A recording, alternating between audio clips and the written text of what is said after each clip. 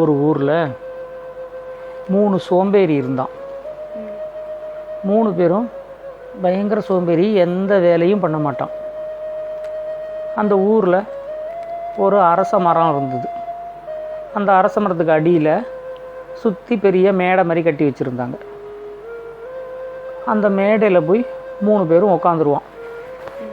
உட்காந்துட்டு காலையிலேருந்து சாயந்தரம் வரைக்கும் ஏதாவது வெட்டி கதை பேச வேண்டியது, அந்த பக்கம் போகிறவங்க வர்றவங்களெல்லாம் வம்பிழுக்க வேண்டியது, இதே மாதிரி தான் அவங்களோட டே ஃபுல்லாக போகும். எந்த வேலைக்கும் போக மாட்டானுங்க. இப்படி இருக்கும்போது ஒரு நாள் என்ன பண்ணால், இவனுங்க 3 பேர் அங்கே உட்காந்து ஏதோ பேசிகிட்டு இருக்கும்போது அந்த ஊருக்கு, அந்த ஊர் வழியாக போகிற ஒரு வழிப்போக்கன் வந்தான். வழிப்போக்கன்னா அப்படியே வருவான், அந்த ஊர் வழியாக தாண்டி அவன் வேறு ஊருக்கு போயிடுவான்.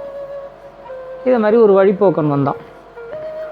அவனும் வெயில் தாங்காமல் இந்த அரச மரத்தடியில் வந்து கொஞ்சம் நேரம் உட்காந்து ரெஸ்ட் எடுத்துகிட்டு போகலாம் அப்படின்னு சொல்லி இவனுங்க உட்காந்துருக்கிற மேடையில் இவங்களுக்கு பக்கத்தில் வந்து உட்காந்துட்டான். உடனே இந்த 3 பேரும் இவனுக்குள்ளே பேசிக்கிட்டானுங்க. சரி, இன்றைக்கி ஒரு ஆள் கிடச்சிட்டான், இவனை ஏதாவது வம்பு இழுப்போம் அப்படின்னு சொல்லிட்டு அந்த வழிப்போக்கன்ட்ட மெதுவாக பேச்சு கொடுத்தான். பேச்சு கொடுத்துட்டு இதில் ஒரு சோம்பேறி சொன்னான் இதை மாதிரி, சரி நமக்குள்ளே ஒரு பந்தயம் வச்சுப்போம். நாங்கள் 3 பேரும் ஆளுக்கு ஒரு கதை சொல்லுவோம். அந்த கதை வந்து நீங்கள் நம்பலை அப்படின்னா நீங்கள் வந்து எங்களுக்கு அடிமை. யாரோட கதையை நீங்கள் நம்பலையோ அவங்களுக்கு அடிமை. அதே மாதிரி 4ஆவதாக நாங்கள் உங்களுக்கும் ஒரு சான்ஸ் தரோம். நீங்கள் ஒரு கதை சொல்லலாம். அந்த கதையை நாங்கள் 3 பேரும் நம்பலை அப்படின்னா நாங்கள் உங்களுக்கு அடிமை, 3 பேரும் உங்களுக்கு அடிமை. இது உங்களுக்கு ஓகேயா அப்படின்னு கேட்டான். அந்த வழிப்போக்கன் பார்த்தான். சரி ஓகே அப்படின்னு சொல்லிட்டான். உடனே இப்படி ஓகேன்னு சொன்னால் நாங்கள் ஒத்துக்க மாட்டோம், முதல்ல ஊர் மக்கள் எல்லாம் இங்கே கூப்பிடுவோம், கூப்பிட்டு அவங்களுக்கு முன்னாடி நீங்கள் ஒத்துக்கங்க, அப்புறம் நம்மலாம் கதையை ஆரம்பிக்கலாம் அப்படின்னு சொன்னான். சரி அப்படின்ட்டான் அந்த வழிப்போக்கன். உடனே ஊரில் இருக்கிற எல்லா மக்களையும் அங்கே கூப்பிட்டு நிறுத்தினாங்க. நிறுத்தின உடனே அந்த ஊர் மக்கள்லாம் வரும்போதே, ஐயையோ இன்றைக்கி இந்த சோம்பேறிகள்லாம் சேர்ந்து ஏதோ பிரச்சனை பண்ணி தேரை இழுத்து தெருவில் விட்டான், பாவம் அந்த வழிப்போக்கன் அவன்கிட்ட மாட்டிட்டு முழிக்க போகிறான் அந்த சோம்பேறிங்கள்கிட்ட அப்படின்னு சொல்லி இந்த ஊர் மக்கள்லாம் நினச்சிக்கிட்டே தான் அங்கே வந்தாங்க. வந்த உடனே இதை சொன்னாங்க. இது மாதிரி நாங்கள் 3 சோம்பேறியும் ஆளுக்கு ஒரு கதை சொல்லுவோம். எந்த கதையை இவர் நம்பலையோ, இந்த வழிப்போக்கன் நம்பலையோ, அந்த சோம்பேறிக்கு இந்த வழிப்போக்கன் அடிமை. அதே மாதிரி எங்கள் டர்ன் முடிஞ்ச உடனே அவர் நம்பிட்டார் அப்படின்னா அதுக்கப்புறம் அவருக்கும் ஒரு சான்ஸ் கொடுப்போம், அவரும் ஒரு கதை சொல்லலாம். அந்த கதையை நாங்கள் நம்பலை அப்படின்னா நாங்கள் 3 பேரும் அவருக்கு அடிமை அப்படின்னு சொன்னோம். ஊர் மக்கள்லாம் சரி அப்படின்னு சொல்லிட்டாங்க. உடனே இந்த சோம்பேறி இருக்கான்ல, அவன் வந்து ஒரு கதையை ஆரம்பித்தான். ஒரு சமயம் பார்த்தா எனக்கு உடம்பு சரியில்லாமல் போயிடுத்து, என்னால் வந்து தரையிலேருந்து படுத்த படுக்கையாக கிடந்தேன், பெட்லேருந்து கூட என்னால் எழுந்திருக்கவே முடியல. அப்போ வந்து ஒரு வைத்தியர் வந்து என்னை பார்த்தாரு. பார்த்துட்டு ஒரு அபூர்வமான மூலிகை ஒன்று இருக்குது இந்த காட்டில், அந்த மூலிகையை எடுத்துகிட்டு வந்தால் உங்களை குணப்படுத்திடலாம் அப்படின்னு சொன்னார். சரின்ட்டு நான் என்ன பண்ணேன், கட்டிலேருந்து இறங்கி அந்த மூலிகையை தேடிக்கிட்டு போனேன். போகும்போது பார்த்தா அந்த காடு வந்துச்சு. அந்த காட்டில் காலையிலேருந்து சாயந்தரம் வரைக்கும் ரொம்ப அலைஞ்சு திரிஞ்சு கடைசியில் அந்த மூலிகை இருக்கிற மரத்தை கண்டுபிடிச்சிட்டேன். அந்த மரம் பார்த்தா நல்லா நட்டு குத்தா நேராக ஒரு பெரிய கம்பை நட்டு வச்ச மாதிரி இருக்குது. நல்ல ஹைட்டு அந்த மரம். அந்த மரத்தோட மேலே உச்சாணி கொம்பில் அந்த மூலிகை இருக்குது. அந்த மூலிகையை எப்படி எடுக்கிறதுனே எனக்கு தெரியல. சரி கஷ்டப்பட்டு அந்த மூலிகையை எடுத்தே ஆகணும் அப்படிங்கிறதுக்காக அந்த மரத்து மேலே ஏறினேன். அந்த மரத்து மேலே ஏறவே முடியல, அவ்வளோ வழுக்கிறது அந்த மரம். இருந்தாலும் நான் வந்து ரொம்ப கஷ்டப்பட்டு அந்த மரத்து மேலே ஏறினேன். ஏறிட்டு மரத்தோட உச்சாணி கொம்புக்கு போயிட்டேன். போனதுக்கப்புறம் அந்த மூலிகையும் பறித்தேன். மூலிகையை பறித்த உடனே ஒரே மழை கொட்டு கொட்டுன்னு கொட்டுறது, அவ்வளோ மழை பெய்யுறது. நேரமும் பார்த்தா சாயந்தரம் ஆகி நல்லா இருட்ட ஆரம்பிச்சிடுது. எனக்கு ரொம்ப பயமாக போயிடுது. எப்படி வந்து இந்த மரத்துலேருந்து கீழே இறங்கி வர்றதுன்னு எனக்கு தெரியல. ஏறும்போது மழை பெய்யாமல் இருக்கும்போதே அவ்வளோ வழுக்கித்து அந்த மரம். இப்போ நான் இறங்க வேற செய்யணும், மழை வேற பெய்யுது, ஒரே இருட்டு வேற, என்ன பண்ணுறதுன்னு எனக்கு தெரியல அப்படின்னு. உடனே இந்த வழிப்போக்கன் வந்து அப்போ என்ன பண்ணீங்க அப்படின்னு. நான் வந்து சரி வேறு வழி இல்லை, இன்றைக்கி ராத்திரி இந்த மரத்து மேலேயே படுத்திருந்து தூங்கிவிட்டு காலம்பரை தான் கீழே இறங்கி போகணும் அப்படின்னு நினச்சிக்கிட்டேன் அப்படின்னா. உடனே இந்த வழிப்போக்கன் வந்து சபாஷ், சரியான முடிவு தான் அப்படின்னா.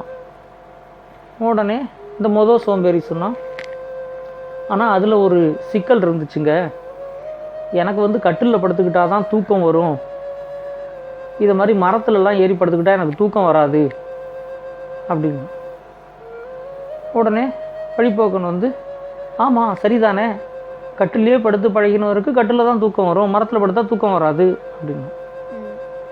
அதனால் நான் மறுபடியும் வந்து என்னோடய முடிவை மாற்றிக்கிட்டு என்ன பண்ணேன், அந்த மரத்துலேருந்து கஷ்டப்பட்டு கீழே இறங்கி வந்து வீட்டுக்கு வந்து கட்டில் தூக்கிக்கிட்டு திரும்ப அந்த மரத்து மேலே ஏறி கட்டிலில் படுத்து தூங்கினேன். இதான் கதை அப்படின்னு சொன்னான். உடனே அந்த ஊர் மக்கள்லாம் சேர்ந்துக்கிட்டு இந்த வழிப்போக்கன்ட்ட இது ஒரு கதை, இதை நீங்கள் நம்புறீங்களா அப்படின்னு கேட்டான். உடனே அந்த வழிப்போக்கன் வந்து ஆமாம், எவ்வளோ சாமர்த்தியமாக அவர் பண்ணியிருக்காரு, அந்த வழுக்கு மரத்துலேருந்து தூக்கம் வரல, மரத்து மேலே தூங்குறது ரொம்ப கஷ்டம்ன்ட்டு வீட்டுக்கு வந்து கட்டில் தூக்கிட்டு போய் மரத்து மேலே வச்சுன்னா தூங்கியிருக்காரு, எவ்வளோ சாமர்த்தியமாக இருந்திருக்காரு அப்படின்னா. உடனே அந்த சோம்பேறிக்கு ரொம்ப ஏமாற்றமாக போயிடுது. உடனே இந்த ரெண்டாவது சோம்பேறி ஒரு கதை சொல்ல ஆரம்பித்தான்.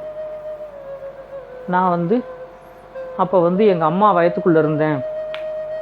அப்போ பார்த்தா எங்கள் வீட்டுக்கு பின்னாடி ஒரு பெரிய கொய்யா மரம் இருந்தது. எங்கள் அம்மா ஒரு நாளைக்கு எங்கள் அப்பாக்கிட்ட அந்த கொய்யா மரத்துலேருந்து எனக்கு ஒரே ஒரு கொய்யாப்பழம் பறித்து கொடுங்க அப்படின்னு கேட்டாங்க. ஆனால் அந்த மரத்தில் இருக்கிற கொய்யாப்பழம்லாம் ரொம்ப ஹைட்டில் இருந்துச்சு. உடனே எங்கள் அப்பா வந்து இல்லை எனக்கு இப்போ வேலை இருக்குது போ அப்படின்னு சொல்லிவிட்டு அவர் வந்து பறித்து கொடுக்காமலே போயிட்டார்.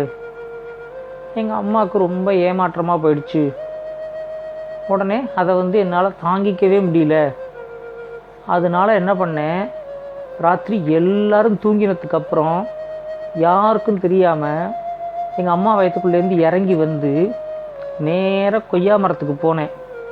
அந்த மரத்து மேலே ஏறி ஒரு 7-8 கொய்யாப்பழத்தை பறித்தேன். பறித்து முடிச்சுட்டு கீழே இறங்கி வந்து இந்த கொய்யா மரம் இருக்கிறதுனால தானே நம்ம அம்மா கேட்டாங்க அப்படின்னு சொல்லிட்டு அந்த கொய்யா மரத்தை வெட்டி சாய்ச்சேன். சாய்ச்சிட்டு அந்த கொய்யா மரத்தை வந்து கம்ப்ளீட்டாக சின்ன சின்ன விறகாக வெட்டி அதை எங்கள் வீட்டு திண்ணையில் அடுக்கிவிட்டு நேராக அந்த பழத்தெல்லாம் கொண்டு போய் எங்கள் அம்மா பக்கத்தில் வச்சுட்டு நான் வந்து எங்கள் அம்மாவுக்கு கூட தெரியாமல், யாருக்கும் தெரியாமல் திரும்ப எங்கள் அம்மாவோட வயத்துக்குள்ளே போய் புந்துக்கிட்டேன் அப்படின்னா. உடனே இந்த ஊர் மக்கள்லாம் இந்த வழிப்போக்கன்ட்ட வந்து இதை நீங்கள் நம்புறீங்களா அப்படின்னா. உடனே இந்த வழிப்போக்கன் வந்து ஆஹா என்ன அருமையான கதை, என்ன ஒரு தாய்ப்பாசம் அப்படின்னு சொன்னான். உடனே இந்த ரெண்டாவது சோம்பேறிக்கு ரொம்ப ஏமாற்றமாக போயிடுது. உடனே இந்த மூணாவது சோம்பேறி இருக்கான் பாரு, அவன் வந்து நான் இப்போ கதை சொல்ல ஆரம்பிக்கிறேன் அப்படின்னு சொல்லிட்டு அவன் ஒரு கதை சொன்னான். ஒரு நாளைக்கு நான் வந்து நல்ல ஒரு முயல் கிடச்சிச்சின்னா அதை வேட்டையாடி எடுத்துகிட்டு வந்து அதை சமைச்சு சாப்பிடலாம் அப்படின்னு சொல்லிட்டு நான் வந்து இங்கேருந்து கிளம்பி காட்டுக்கு போயிருந்தேன் முயல் வேட்டை ஆடுறதுக்கு. போயிட்டு காடு ஃபுல்லாக சுற்றி சுற்றி சுற்றி தேடுறேன். ஒரு முயல் கூட கிடைக்கல எனக்கு. சரி, எங்கேயாச்சும் ஒரு முயல் கிடைக்குதான்னு பார்ப்போம் அப்படின்ட்டு நான் ஒரு புதருக்கு பின்னாடி ஒளிஞ்சிக்கிட்டு இருந்தேன். அப்போ பார்த்தா எனக்கு பின்னாடி ஒரு பயங்கரமான கர்ஜன சத்தம் கேட்டுச்சு. உடனே இது என்னடா சத்தம் அப்படின்னு சொல்லிட்டு திரும்ப பார்த்தா என் பின்னாடி ஒரு பெரிய சிங்கம் நிற்குது. உடனே நான் ஏய் சிச்சி போ, நான் முயல் வேட்டையாடுறதுக்காக முயலுக்காக இங்கே ஒளிஞ்சிக்கிட்டு இருக்கேன், நீ வேற இங்கே கத்திக்கிட்டு போ போ அப்படின்னு சொல்லி அந்த சிங்கத்தை துரத்தி விட்டேன். அந்த சிங்கம் என்ன பண்ணிச்சு, பயங்கர கோபம் அது என் தலையை கடிச்சு தின்னுடுச்சு. உடனே எனக்கு வந்துச்சு பாருங்க கோபம். ஒரு கத்தி எடுத்து சிங்கத்தோட வயத்தை கிழித்து அந்த வயத்துக்குள்ளேருந்து இருக்கிற தலையை எடுத்து திரும்ப நான் மாட்டிக்கிட்டு அன்றைக்கி நான் முயல் வேட்டை ஆடாமலே திரும்ப வீட்டுக்கு வந்துட்டேன் அப்படின்னா. உடனே அந்த ஊர் மக்கள்லாம் இது ஒரு கதை, இது நம்புகிற மாதிரியா இருக்குது அப்படின்னு கேட்டார். உடனே இந்த வழிபோக்கன் ஆமாம், ஆஹா என்ன ஒரு வீரம் அப்படின்னா. உடனே அந்த 3வது சோம்பேறிக்கும் பயங்கர ஏமாற்றமாக போயிடுச்சு. உடனே இந்த 3 சோம்பேறியும் சேர்ந்து இப்போ நீங்கள் உங்கள் கதையை சொல்லுங்கள் அப்படின்னு சொன்னான். உடனே இந்த வழிபோக்கன் அவனோட கதையை ஆரம்பித்தான். நான் ஒரு நாளைக்கு இப்படி கடத்தரு வழியாக நடந்து போயிட்டு திரும்ப வீட்டுக்கு வந்துக்கிட்டு இருந்தேன். அப்போ பார்த்தா ஒருத்தர் ரோட்டில் அடிபட்டு மயங்கி விழுந்து கிடந்தார். அவரை பார்க்குறதுக்கு ஒரு பயங்கர மந்திரவாதி மாதிரி இருந்தார். நான் சரி மந்திரவாதியாக இருந்தாலும் பரவாயில்ல அப்படின்ட்டு அவருக்கு தண்ணியெல்லாம் மூஞ்சியில் தெளித்து அவரை மெதுவாக எழுப்பி உட்காத்தி வச்சு அவருக்கு வேணுங்கிற மருத்துவ உதவியெல்லாம் பண்ணேன். அவர் அப்புறம் கொஞ்ச நேரம் கழித்து எழுந்திரிச்சு உட்காந்தார். மயக்கம்லாம் தெளிஞ்சு எழுந்திரிச்சு உட்காந்து எனக்கு ரொம்ப தேங்க்ஸ் அப்படின்னு சொன்னார். சொல்லிவிட்டு எனக்கு ஒரு பரிசாக ஒரு 3 அவரை விதையை கொடுத்தாரு.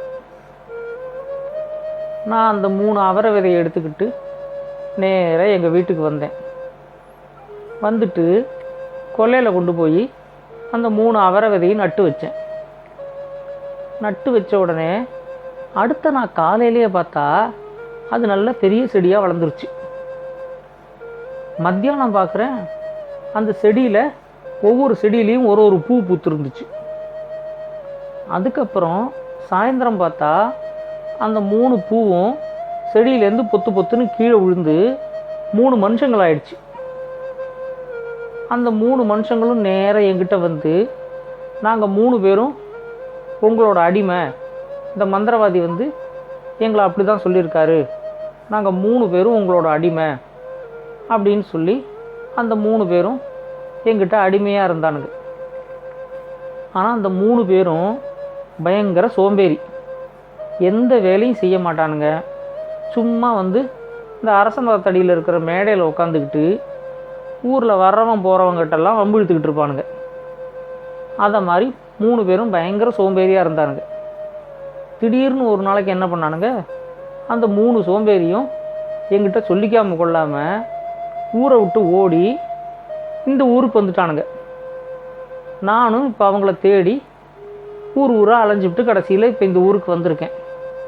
அந்த 3 சோம்பேறிங்களும் நீங்கள் 3 பேர் தான் அப்படின்னு சொன்னான்.